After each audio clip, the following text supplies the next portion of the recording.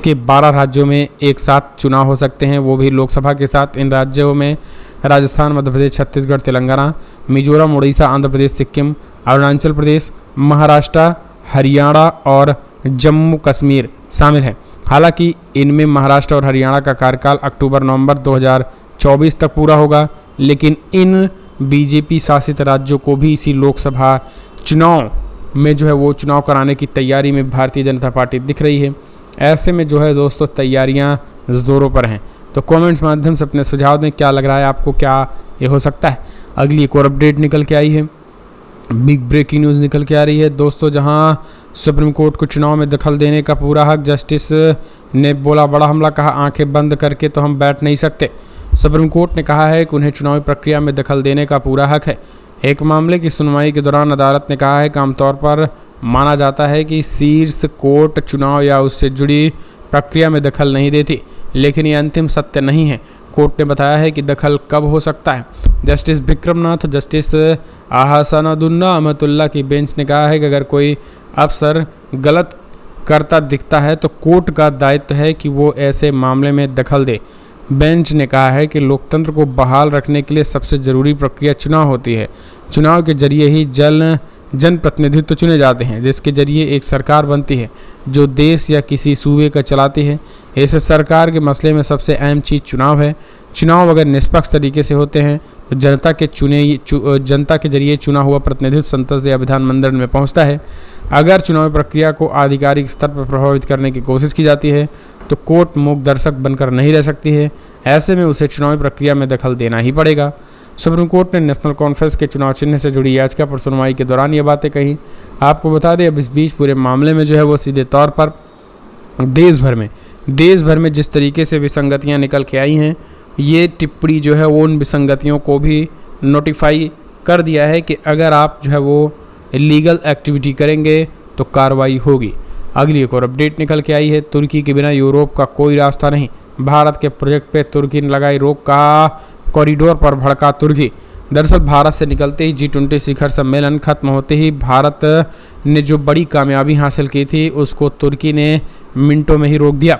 अब आपको बता दें अभी इस कॉरिडोर को एक पत्थर नहीं रखा गया, लेकिन विरोध तेज हो गया है।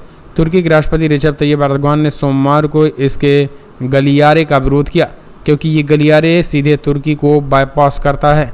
एर्दोगान ने कहा है कि हम कहते हैं कि तुर्की के बिना कोई गलियारा नहीं हो सकता है।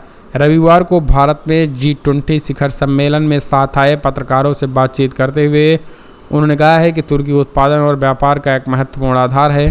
पूरब से पश्चिम तक जाने वाली सबसे सुविधाजनक लाइन तुर्की से जाती है।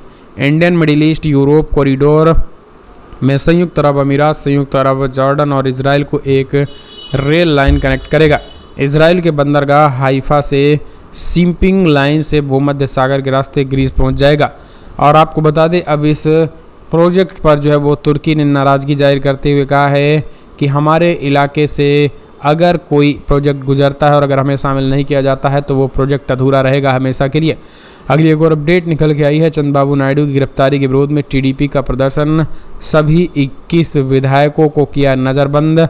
15 दिनों की हिरासत जो है वो CID ने मांगी, सुनवाई जारी। दरअसल आंध्र प्रदेश की राजनीति में जो आया भूचाल थमने का नाम नहीं ले रहा है। भ्रष्टाचार के मामले में गिरफ्तार किए गए सोमवार टीडीपी कार्यकर्ताओं ने आंध्र प्रदेश बंद का ऐलान किया।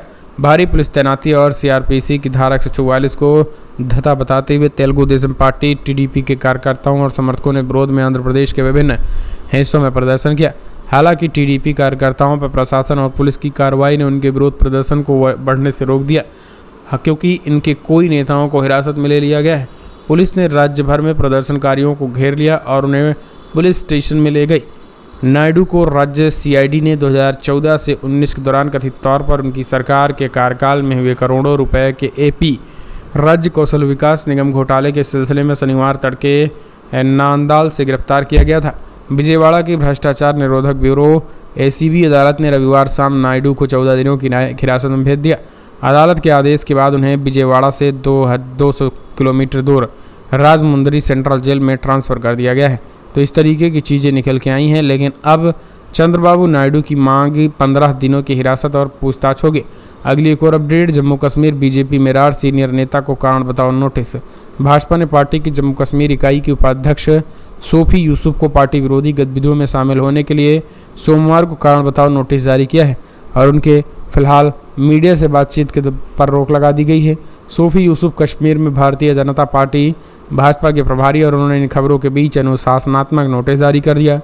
घाटी में भाजपा के अधिकतर नेता पिछले महीने बड़े पैमाने पर पार्टी से इस्तीफा देने की योजना बना रहे हैं। नोटिस में कहा गया कि पार्टी के वरिष्ठ नेता होने के बावजूद दुर्भाग्य से भारतीय जनता पार्टी की जम्मू कश्मीर इकाई के अनुशासन समिति में संज्ञान में आया है। अगली एक और अपडेट निकल के आई है दोस्तों, गरीबों का पेट भरने के लिए राजस्थान के मुख्यमंत्री अशोक गहलोत ने शुरू की 1000 इंदिरा रसोई। गरीबों को मिलेगा महज 8 रुपये में पौष्टिक भोजन, भरी भरी थाली। जी हाँ, दरअसल आपको बता दें, राजस्थान में एक बार फिर से इंदिरा रसोई का कांग्रेस सरकार ने ऐलान कर दिया है। गरीबों को पेट भरने के लिए राजस्थान के मुख्यमंत्री अशोक गहलोत ने 1000 इंदिरा रसोई का उद्घाटन किया और गरीबों को महज 8 रुपये में पौष्टिक भोजन देने की बात कही गई है।